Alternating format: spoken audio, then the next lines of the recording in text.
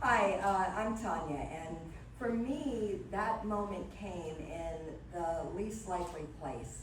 I was in a 6x9 jail cell when that moment came into my life that I knew there was no other option but to change.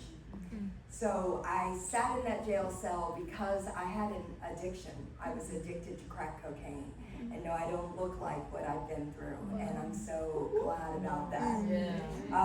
You know, one thing about addiction is it doesn't discriminate. So it doesn't care whether you have an upper level education. It doesn't care what your career is. It doesn't care what any of your accomplishments are. It simply does not discriminate. And that was the case with me. I served my country as well, Dan, and I was very proud of that. But then there I was in this 6x9, and let me say this: I didn't wake up one day and say, "Hey, I want to be an addict today." Right.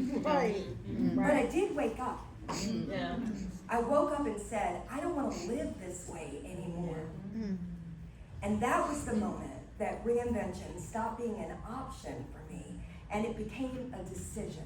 I made a decision that change was going to take place. And I said, enough is enough.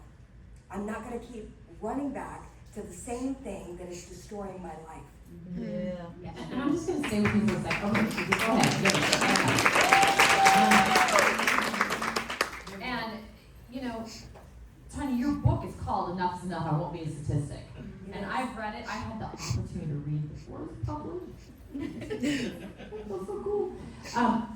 It carries so much weight, just the title alone, and you've alluded to it already a little bit, but what does it mean to decide you won't be a statistic? I mean, you talked a little bit about it, but I know there's more to it than that, because when you got the idea of the book, you were like, okay, I can't do this anymore. What did that decision look like? Because now you're going into the part here where you're starting to reinvent.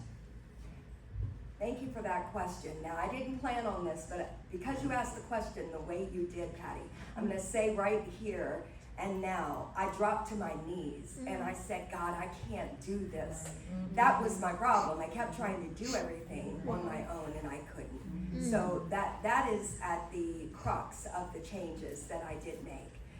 But before I could say I won't be a statistic, I had to first accept the reality that I was already becoming one. So now that I've written the book and some time has passed, I've realized it's not so much about not being a statistic, it's about not allowing that statistic to become your identity. Addiction cost me relationships, it cost me homes, it cost me businesses. More importantly, it almost cost me my sanity. And it cost me almost my life. I was shot and left for dead. I have a scar on my neck to prove that that bullet went through that neck and that I was saved for a reason that day. And so there were a lot of costs to what went on and the changes that needed to make. And why I named that book Enough is Enough, I Won't Be a Statistic. And through it all, I realized that if I didn't make a different decision, that my story was simply going to be put on repeat. And I realized that no one was coming to rescue me. But what I did realize is I had the power to rescue myself with my decision making. And that was where the process came in. I didn't make the decision without losing the fact that I had accountability to take on, and I had some digging down underneath the surface to do, and I had some healing to take place. Absolutely. Thank you, Tanya. Thank you for sharing. And what's really cool about this panel is going to be really long. We're just starting.